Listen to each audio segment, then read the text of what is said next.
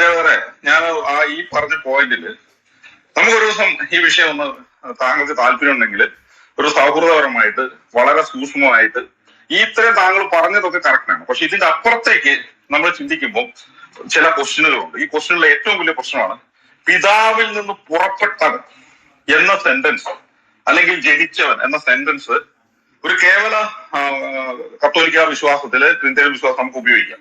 പക്ഷെ ഡീപ്പായ തിയോളജിയിലേക്ക് വരുമ്പോൾ അപ്പം യേശുക്രിസ്തു പുറപ്പെടുന്നതിന് മുമ്പ് യേശുക്രിസ്തു എവിടെയായിരുന്നു? അപ്പൊ യേശുക്രിസ്തുവിനോട് ടൈം റിലേറ്റഡ് ആണ്, ലോഗോസ് ടൈം റിലേറ്റഡ് ആണ്, എന്ന് വെച്ചാൽ ഒരു ക്രിയയ്ക്ക് റിലേറ്റഡ് ആണെന്നുള്ള ഒരു പ്രശ്നം വരും. അപ്പം നമ്മുടെ ട്രിനിറ്റേറിയൻ വ്യാഖ്യാനത്തിന്റെ ഒരു ഫണ്ടമെന്റൽ എന്ന് പറയുന്നത് പിതാവും പുത്രനും പരിശുദ്ധാത്മാവും സർവകാലത്തിന് മുമ്പേ പിതാവിന് തിരിച്ചെന്നുള്ളതാണ്.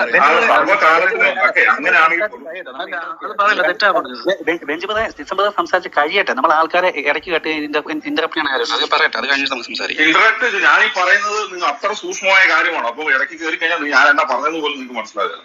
അപ്പം ഇവിടെ ഏതു സമയത്താണെങ്കിലും പിതാവിൽ നിന്ന് ജനിക്കുക എന്ന് പറഞ്ഞാൽ ആ ജനനം എന്ന് പറയുന്ന ഒരു ടൈം റിലേറ്റഡ് ആയ ഒരു കാര്യമാണ്. അപ്പം പിതാവ് ആദ്യം ഉണ്ടായിരുന്നു, പിന്നീടാണ് പുത്രൻ ഉണ്ടായത് എന്നുള്ളൊരു ഒരു ഇന്റർ മീനിങ് വരും. പക്ഷെ അത് ഇതിനെ അവതരിപ്പിക്കുമ്പോൾ സാധാരണ വിശ്വാസികളുടെ മുന്നിൽ ആ പിതാവും പുത്രനും തമ്മിലുള്ള വ്യതിരക്തതയെ സൂചിപ്പിക്കാൻ ഈ ഒരു മാനുഷിക ലാംഗ്വേജ് ഉപയോഗിക്കാൻ പറ്റുള്ളൂ. പക്ഷെ ട്രിനിറ്റിയെ കുറിച്ചുള്ള സഭയുടെ ഫണ്ടമെന്റൽ പ്രബോധനം അനുസരിച്ച് പിതാവും പുത്രനും പരിശുദ്ധാത്മാവും തുല്യ സ്ഥാനത്തുള്ള വ്യക്തിത്വങ്ങളാണ്. പിതാവ് പുത്രന്റെ മുകളിലോ പുത്രൻ പിതാവിന്റെ മുകളിലോ അല്ല. ഇവർ മൂന്ന് പേരും തുല്യ വ്യക്തിത്വങ്ങളാണ്, എന്നാൽ ഒരു വ്യക്തിയാണ്.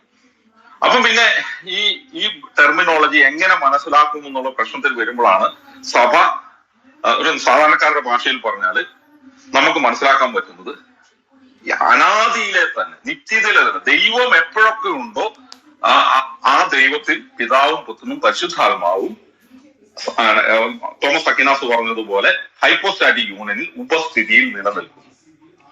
അപ്പൊ പിന്നെ പിതാവിന് പുറപ്പെടുന്നു എന്ന വാക്ക് സഭ ഉപയോഗിക്കുന്ന എപ്പോഴാന്ന് വെച്ചാൽ ലോഗോസിനെ നമ്മൾ അറിയുന്നത് പിതാവ് തീരുമാനിക്കുന്നത് ഇച്ഛ.